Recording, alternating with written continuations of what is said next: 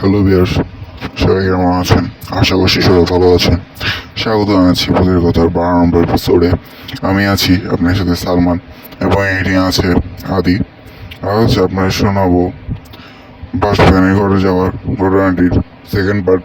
আপনারা যারা প্রথম পার্টটি শোনেননি তারা গিয়ে আমাদের চ্যানেলে শুনে আসতে পারেন। তো আমাদের আরেকটা কথা মনে করিয়ে দিই, আমাদের ঘটনা পাঠানোর জন্য মেল করুন ভুলের কথা 01@gmail.com লিখে পাঠিয়ে দিন ঘটনা। আমরা অবশ্যই আপনার ঘটনাটি পরে শোনাবো। তো আর কথা না বাড়িয়ে ঘটনা শুরু করা যায়। ধন্যবাদ। এর আগে বলেছিলাম ও ইন্টারভিউ দিয়ে যে ওর বাসবাগানে দিয়ে ওর গ্রামের দিকে যাচ্ছিল, তখন সে ওখানে পরি একটি ডানা দেখছিল। তো সে ওখান থেকে ব্যাক করে ভয়ে দৌড় দেয়।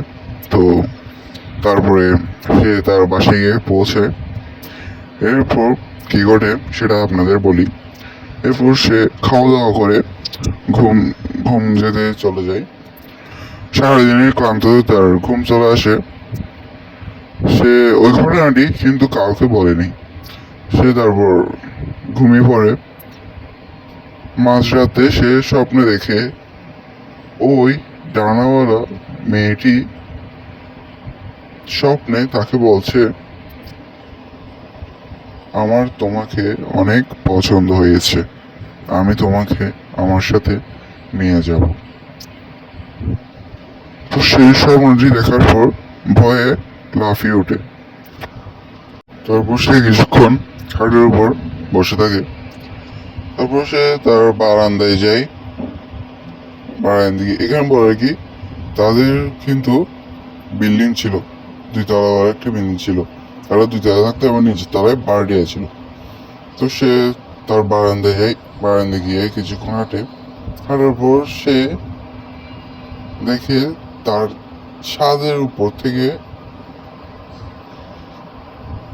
একটি ডানা, মানে একটু দেখা যাচ্ছে কিন্তু ওটা লাগতেছে ওটা একটি ডানা। তারপর সে স্বপ্নতে যে মেয়ের কণ্ঠটি শুনেছিল, সেই মেয়ের কণ্ঠটি ওখানে বলছে, আসো আমি তোমাকে আমার সাথে নিয়ে যাব। তো সে আর ওখানে থাকেনি, ভয়ে সে রুমের ভিতর ঢুকে বারান্দার দরজাটি বন্ধ করে দেয়। ওই রাতটি তার যেমন তেমনভাবে কেটে যায়। এর পরের দিন সে এক ওঝার কাছে যায় ও তাকে সব ঘটনা খুলে বলে। ওঝা তখন সব কিছু শুনে বলে, তুই যখন বাঁশবাগানের ভিতর দিয়ে যাচ্ছিলি তখন পরিটির তোকে খুব পছন্দ হয়। তারপর সে আরও বাঁশবাগানের ভিতর দিয়ে ঢুকে সে কান্নার আওয়াজ শুরু করে। তখন তুই ওখানে গিয়েছিলি।